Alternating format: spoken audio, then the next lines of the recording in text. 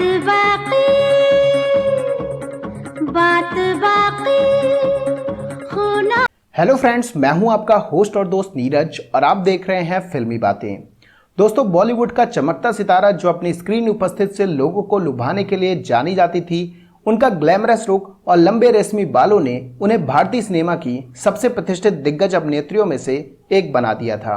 जवान जाने मन हसीन दिलरुबा मिले तो दिल जवां निसार हो गया। जी हाँ दोस्तों, हम बात कर रहे हैं अपनी अदाओं से फिल्मी पर्दों पर सभी को दीवाना बनाने वाली परवीन बॉबी की, जो असल जिंदगी में बेहद तन्हा थी। तो दोस्तों, आज के इस वीडियो में हम आपको उनकी रंगीन जिंदगी के पीछे छिपी काली सच्चाई से रूबरू कराएंगे। मुझे अपने मरने का गम नहीं है राजा बाबू। गम तो इस बात का है कि जिस आदमी को जिंदगी भर ढूंढती रही वो आप। कभी कालिया में अमिताभ संग इश्क लड़ाती नजर आई तो कभी पर्दे पर रात बाकी बात बाकी कर सबको हसीन ख्वाब दिखाती दिखी।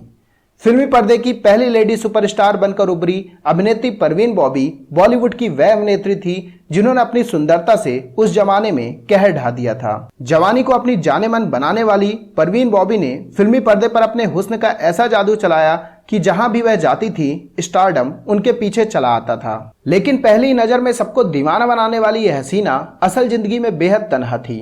4 अप्रैल 1949 के दिन गुजरात के जूनागढ़ में मुस्लिम परिवार में जन्मी परवीन बॉबी ने साल 1973 में रिलीज हुई फिल्म चरित्र से बॉलीवुड में कदम रखा था। पहली फिल्म से परवीन की खूबसूरती और अदाकारी का जादू दर्शकों के दिल पर ऐसा चला कि उन्होंने कभी भी पीछे मुड़कर नहीं देखा। एक के बाद एक हिट फिल्म देने के बाद परवीन बॉबी के सितारों ने उन्हें सिनेमा के आसमान में वह जगह दे दी जिसे धूमिल कर पाना बेहद मुश्किल था।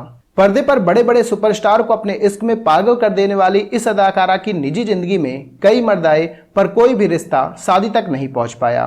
फिल्म इंडस्ट्री में लगातार सफलता का स्वाद चखने वाली परवीन बॉबी की जिंदगी में पहली बार प्यार ने दस्तक डैनी के रूप में दी थी। माना जाता है कि बॉलीवुड का यह खतरनाक खलनायक परवीन की जिंदगी का पहला हमसफर था। डैनी की आंखों में देख परवीन बॉबी ने जब से तुमको देखा इस अंदाज में कहा कि दोनों की बातें बन गईं। डैनी और परवीन बॉबी करीब 4 साल तक एक दूसरे के इश्क में डूबे रहे, लेकिन अचानक ऐसी हवा चली कि उनका रिश्ता ताश के पत्तों की तरह पूरी तरह से बिखर गया। डैनी के जाने के बाद परवीन बॉबी की जिंदगी में फैली अशांति मिटाने के लिए उनका हाथ कबीर बेदी ने थामा। परवीन बॉबी की जिंदगी में कबीर बेदी ने ऐसा आकर्षण पैदा किया कि अभिनेत्री ने उसके साथ मिलकर करीब 3 साल तक प्यार के तराने गाए। दोनों अक्सर एक दूसरे की बाहों में बाहें डालते हुए घूमते हुए नजर आते थे। आलम तो ये था कि दोनों की निजी तस्वीरें भी खूब वायरल होती थी। हालांकि परवीन को कबीर की बाहों में भी सुकून नहीं मिला जिसकी तलाश उन्हें थी। दोनों करीब 3 साल तक रिश्ते में रहे, फिर इसके बाद पूरी तरह से अलग हो गए। डैनी और कबीर बेदी के रिश्तों से खता खाई परवीन बॉबी की जिंदगी में तीसरी एंट्री बॉलीवुड के मशहूर निर्माता निर्देशक महेश भट्ट की हुई। टूटी हुई परवीन बॉबी को महेश भट्ट का सहारा मिला। यह उस समय की बात है जब परवीन बॉबी का नाम देश में बच्चे बच्चे के जुबान पर था। हालांकि महेश भट्ट बॉलीवुड में उस समय अपना नाम बनाने की जद्दोजहद में लगे हुए थे। वहीं दोनों के रिश्तों में आने के कुछ समय बाद ही परवीन बॉबी को मानसिक बीमारी हो गई। इस बीमारी का पता लगने के बाद दोनों के रिश्ते के साथ साथ परवीन बॉबी का करियर भी बिगड़ गया और वो फिल्मी पर्दे से दूर होने लगी। परवीन बॉबी के इश्क में डूबे महेश भट्ट ने अभिनेत्री के जीवन पर 2 फिल्में भी बनाई, जिनमें पहली फिल्म साल 2006 में आई फिल्म वो लम्हे थी, तो वहीं दूसरी फिल्म थी अर्थ, जिससे महेश भट्ट ने निर्देशक की दुनिया में कदम रखा था। कुछ समय पहले आई कबीर बेदी की आत्मकथा में कबीर ने उनके और प्रवीण के रिश्तों के बारे में खुलकर कहा था।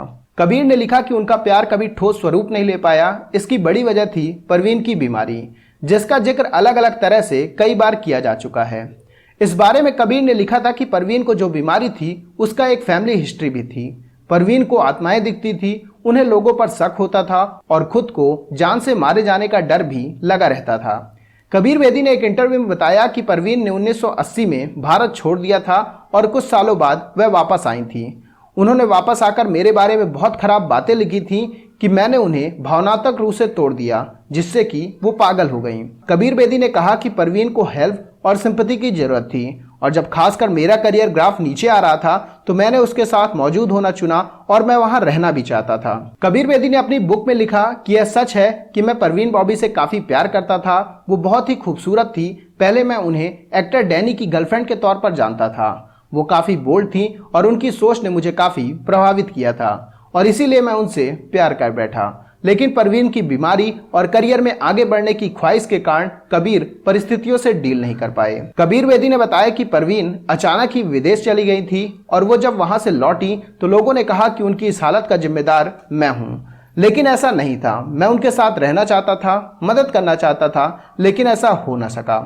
दोस्तों, हम आपको परवीन बॉबी की उस बीमारी के बारे में बताना चाहेंगे जिसकी वजह से वो अपने जीवन में कभी खुश नहीं रह पाई। करियर के शुरुआत में परवीन बॉबी ने अमिताभ बच्चन के साथ बहुत सी फिल्में की। अमिताभ बच्चन के साथ परवीन बॉबी की जोड़ी को दर्शकों ने खूब पसंद किया। दोनों ने साथ में कई हिट फिल्में दी। दोनों के बीच काफी अच्छा रिलेशन भी था। लेकिन एक वक्त ऐसा भी आया जब परवीन बॉबी ने अमिताभ बच्चन पर उन्हें जान से मारने का आरोप लगा दिया था।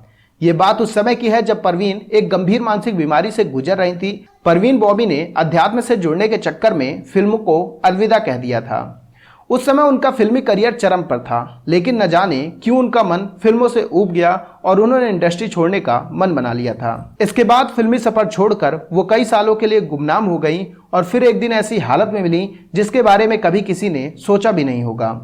परवीन काफी बदल चुकी थी, उनका वजन भी काफी बढ़ गया था। वो अजीब अजीब सी हरकतें करने लगी थी। इसी दौरान चेकअप के वक्त पता चला कि परवीन बॉबी को पैरानॉइड सिजोफ्रेनिया नाम की मानसिक बीमारी हो गई है, जिसमें इंसान को वो सब असल में होता हुआ दिखने लगता है जो कि सच में होता ही नहीं है। परवीन बॉबी के साथ कुछ ऐसा ही हुआ था।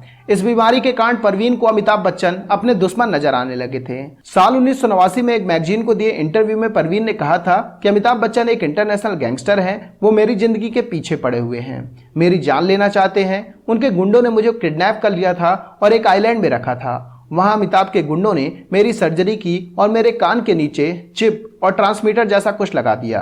परवीन बॉबी के इन आरोपों से पूरी इंडस्ट्री हिल गई थी। परवीन बॉबी अमिताभ बच्चन को इस कदर अपना दुश्मन समझने लगी थी कि उन्होंने अमिताभ के खिलाफ केस दर्ज तक कर दिया था। लेकिन कोर्ट ने अमिताभ को क्लीन चिट दे दी क्योंकि उस समय परवीन बॉबी मानसिक रूप से बीमार थी। इसके बाद परवीन बॉबी के साथ जो हुआ उसने सभी को चौंका दिया। बताते चले कि साल 2005 में परवीन दुनिया को अलविदा कह गई। परवीन की मौत के बाद कई ऐसे खुलासे हुए जिसने सभी को चौंका दिया। बताया जाता है कि परवीन ने अपने मौत के 3 दिन पहले कुछ नहीं खाया था। उनकी लाश बहुत बुरी हालत में मिली थी। जनवरी 2005 में उनका शव उनके घर में पड़ा मिला था। कबीर बेदी ने अपनी बुक में उनकी मौत की समय की स्थितियों को लेकर खुलासा किया था। डायबिटीज और सिजोफ्रेनिया के कारण उनकी हालत बहुत ज्यादा खराब हो गई थी। परवीन बॉबी के बिल्डिंग के मैनेजर ने जब देखा कि परवीन के फ्लैट के बाहर 3 दिन से दूध के पैकेट और न्यूज़पेपर इकट्ठा हो रखे हैं तो उसे शक हुआ और उसने पुलिस को कॉल किया। पुलिस जब आई तो दरवाजा बंद था और बार बार आवाज देने पर भी अंदर से कोई रिएक्शन नहीं आया। तब पुलिस ने दरवाजा तोड़ दिया और अंदर का जो नजारा था उसने हर किसी के होश उड़ा दिए। अपने जमाने की सबसे खूबसूरत और पॉपुलर एक्ट्रेस परवीन बॉबी का शव बेड पर पड़ा था, लेकिन पहचाने लायक नहीं था। शरीर सड़ रहा था और कमरे में इतनी बदबू थी कि कोई सांस तक नहीं ले पा रहा था। कमरा पूरी तरह से बिखरा पड़ा था। बेड के पास व्हील चेयर पड़ी थी।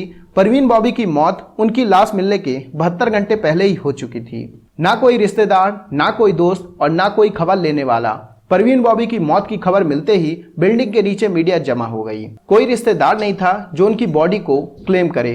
50 साल की उम्र में खूबसूरत परवीन बॉबी की सड़ती लाश मिलने की खबर पूरे देश के लिए बेहद शॉकिंग थी। परवीन बॉबी का शव पोस्टमार्टम के लिए मुंबई के कूपर हॉस्पिटल में ले जाया गया। रिपोर्ट में उनके शरीर में खाने का एक दाना भी नहीं मिला। परवीन बॉबी कई दिनों से भूखी थी, लेकिन उनके शरीर में अल्कोहल जरूर मिला था। रिपोर्ट के मुताबिक मरने के 3 दिन पहले तक उन्होंने कुछ भी नहीं खाया। भूख के कारण ही उनके शरीर के कई अंग काम करना बंद कर दिए थे। परवीन की बॉडी में सबसे ज्यादा सड़न उनके पैरों में थी। पैरों की उंगलियां काली पड़ चुकी थी। यही कारण था कि शायद वो चल नहीं पाती थी, इसलिए वो व्हील चेयर का यूज करती थी जो कि उनके बेड के पास मिली थी। लाश मिले 2 दिन हो गए, लेकिन कोई खबर लेने नहीं आया था। आखिरकार फिल्म मेकर महेश भट्ट शव लेने हॉस्पिटल पहुंचे, जो एक समय परवीन की मानसिक स्थिति बिगड़ी होने के बावजूद उनके लिए अपना परिवार छोड़ आए थे। महेश भट्ट ने ही परवीन के अंतिम संस्कार का बंदोबस्त किया। परवीन की अंतिम यात्रा में महेश भट्ट के अलावा कबीर बेदी और डैनी भी शामिल हुए थे। ये तीनों परवीन बॉबी के जिंदगी के अहम किरदार भी थे, जिनसे कभी परवीन ने मोहब्बत भी की थी। मौत से चंद महीनों पहले परवीन क्रिश्चियन हो चुकी थी और उनकी ख्वाहिश थी कि उनका अंतिम संस्कार क्रिश्चियन रीति रिवाजों से हो, लेकिन उनके मुस्लिम रिश्तेदारों ने इसका विरोध किया और आखिरकार उन्हें मुस्लिम रीति रिवाजों से जूहू के सांता क्रूज कब्रिस्तान में दफनाया गया। तो दोस्तों, देखा आपने कैसे बुलंदियों से नीचे आने पर दुनिया आपको भूल जाती है। ऐसा ही हुआ परवीन बॉबी के साथ। तो दोस्तों अभी के इस वीडियो में बस इतना ही। तमाम अपडेट्स के लिए आप बने रहिए फिल्मी बातों के साथ।